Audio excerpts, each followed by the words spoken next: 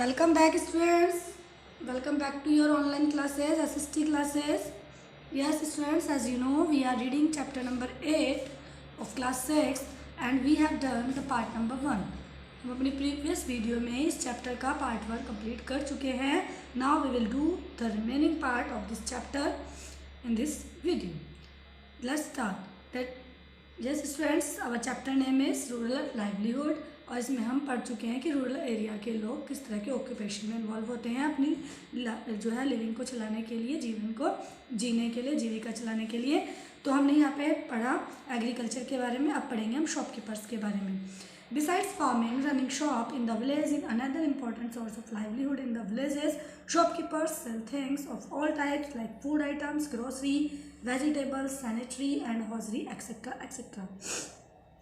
खेती के अलावा लोग दुकानें भी चलाते हैं गांव में. दूसरा जो है कुछ दूसरा इंपॉर्टेंट सोर्स है ये लाइवलीहुड का विलेजेस में. शॉपकीपर्स बहुत सारी चीज़ें रखते हैं जैसे ग्रोसरी मतलब अनाज की, और वेजिटेबल्स, स्टेशनरी में आ जाए पेंसिल, बुक्स वगैरह, और हॉजरी ये जो कपड़े होते हैं रेडीमेड कपड़े है ना, इन चीज़ों को भी रखते हैं, इनको भी सेल करते हैं.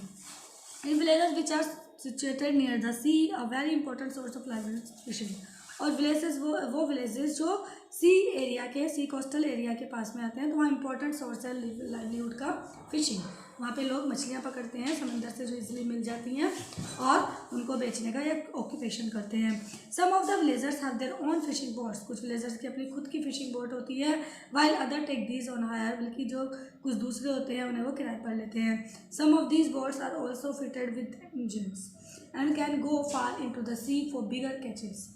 और उनमें से कुछ होते हैं वो जो some of this boats are fitted, और उनमें से कुछ जो है बोट्स जो होती हैं उनको फिट कर दिए जाते हैं इंजन के साथ कि वो दूर दूर तक जा सकते हैं और बड़ी बड़ी फिशेस पकड़ कर ला सकते हैं. Some of the fish caught by fisherman is kept from the for the family to consume. कुछ जो है फिशरमैन ऐसे भी होते हैं जो अपने पर्सनल यूज़ के लिए, फैमिली कंजम्पशन के लिए पकड़ते हैं. While the rest is sold in the market. और जो कुछ जो बाकी हैं वो बाज़ार में बेचने के लिए. Sometimes traders also buy fish and sell it in towns at much bigger rates. और कभी कभी जो व्यापारी लोग होते हैं वो फिशेस को खरीदते हैं और उन्हें टाउन्स में बहुत ही मतलब हाई रेट पर बेचते हैं. Apart from selling goods in the villages, many people in rural areas depend on dairy farming, poultry farming and collection of would. ये लकड़ी का व्यापार भी करते हैं, पोल्ट्री फार्म्स खोलते हैं, जैसे पोल्ट्री फार्म है तो इस तरह भी ये भी काम करते हैं. और जो है ये डेयरी, यहाँ पर ये दूध, दही, पनीर ये सब मिलता है, तो इस तरह के डेयरी फार्मिंग भी करते हैं. Owners of dairy farming sell milk to the village cooperative society to take it to the nearby town for selling. और जो डेयरी के जो ओनर्स होते हैं वो दूध बेचते हैं. कोऑपरेटिव सोसाइटीज़ होती है, सहकारी यहाँ पर सोसाइटीज़, तो उनसे क्या करते हैं उनको बेच देते हैं, take it to the nearby town. और वो नियर बाई टाउन मतलब आसपास जो भी टाउन होता है वहाँ पर बेच देते हैं. Owners of poultry farms also take their produce to the nearby town and sell it there. और जो वहाँ के जो पोल्ट्री फार्म्स के जो ओनर होते हैं वो भी अपने जो भी प्रोड्यूस होता है उनका जो भी वो प्रोड्यूस करते हैं उसको भी ले जाकर वो टाउन एरिया में बेच देते हैं. Other professions besides the above two main resources of livelihood in rural areas एक तो शॉपकीपर्स एंड फार्मिंग, एग्रीकल्चर के अलावा जो अदर ऑक्यूपेशंस भी हैं वो क्या है. Generally they are carpenters. बड़े लोग होते हैं जो लकड़ी का काम करते हैं. The village who make different things of wood like doors, windows, chair, table, stools ये सब बनाते हैं ना carpenter. They also make the repair wooden cart and ploughs. वो जो हल वगैरह होते हैं, जो हल वगैरह होते हैं, ये वुडन कार्ड लकड़ी की गाड़ियाँ वगैरह भी बनाते हैं, उनकी रिपेयरिंग भी करते हैं. There are also blacksmith. Blacksmith कौन होता है? जो लोहार होता है. हर गांव में एक लोहार भी होता है, वो टूल्स बनाता है, लोहे के औजार बनाता है फार्मर्स के लिए. Member of their family also help them in work. और जो उनकी फैमिली मेम्बर्स होते हैं वो भी उनकी हेल्प करते हैं उन्हें काम करने में. दे मोल्ड द आयरन. वो आयरन को जलाते हैं, पिघलाते हैं और उनको जो भी शेप देनी होती है उनको दे देते हैं, जैसे पॉल, ग्रिल वगैरह जो भी उन्हें बनाने होते हैं औजार उनकी शेप दे देते हैं. पोटर्स जो होते हैं कुम्हार, जो मिट्टी के बर्तन बनाते हैं, वो तरह तरह के अर्दनवेयर मतलब वो मिट्टी से बनाते हैं. और विलेजर्स गाँव में फॉर द विलेजर्स गाँव के लोगों के लिए. And nearby towns weaver who weave cloths. और वीवर जो जुलाहे होते हैं जो कपड़ा बुनते हैं है ना, bed covers and small carpets for the village people. Tailor who stitches cloths, और टेलर जो होते हैं दर्जी वो कपड़े सिलते हैं। एंड कॉबलर मोची होते हैं, आप मोची भी जानते हैं ना, जो हमारे शूज़ मेंड करते हैं। Also important part of village community, ये विलेज कम्युनिटी समुदाय के एक इम्पॉर्टेंट पार्ट है। आगे चलते हैं स्टूडेंट्स। अब आता है आपका inter relationship between different occupation. Different occupation के बीच में एक रिलेशनशिप होती है, वो कैसे होती है? People engage in different occupation in the village are interdependent. वो एक दूसरे पर डिपेंड करते हैं, इंटरडिपेंड होते हैं। जो अलग अलग व्यापार करते हैं, दे ऑक्यूपेशन करते हैं। Those employed in primary occupation like agriculture.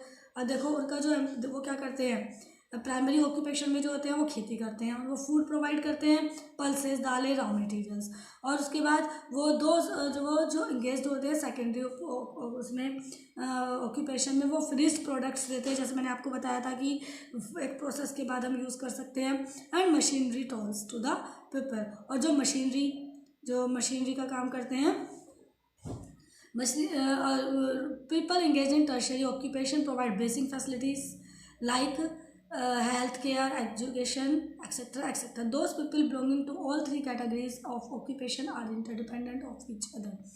तो ये जो भी है, अब जैसे जो टर्शरी सेक्टर है, जो टर्शरी ऑक्यूपेशन में जो लोग इन्वॉल्व होते हैं, वो क्या करते हैं, वो बेसिक फैसिलिटीज़ देते हैं। जैसे हेल्थ फैसिलिटीज़ में डॉक्टर्स हैं, हेल्थ केयर के लिए हेल्थ ऑफिसर्स हैं, एजुकेशन है, टीचर्स हैं, प्रोफेसर्स हैं।